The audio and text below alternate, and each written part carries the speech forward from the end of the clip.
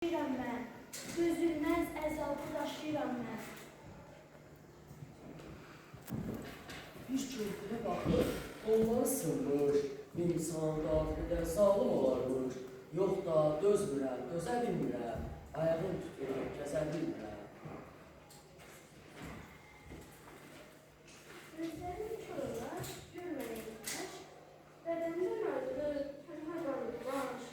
Uzaqda bir qızın gözü oyulur, biri dərisindən tamam soyulur. Ah nələr çəkirəm, yanır bu ürək.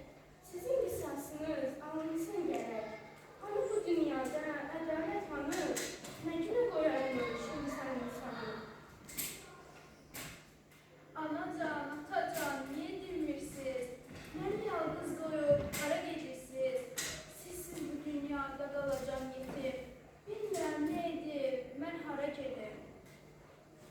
Atın güllələri durmadan yenə, hamınız birlikdə düşmən üstünə.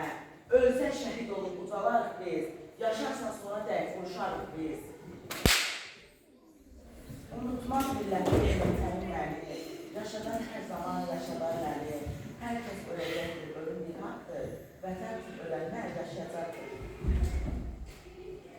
Öldü bir əskərdə qəhrəman oldu, bir ömrə həyatdan mütlə qoyuldu.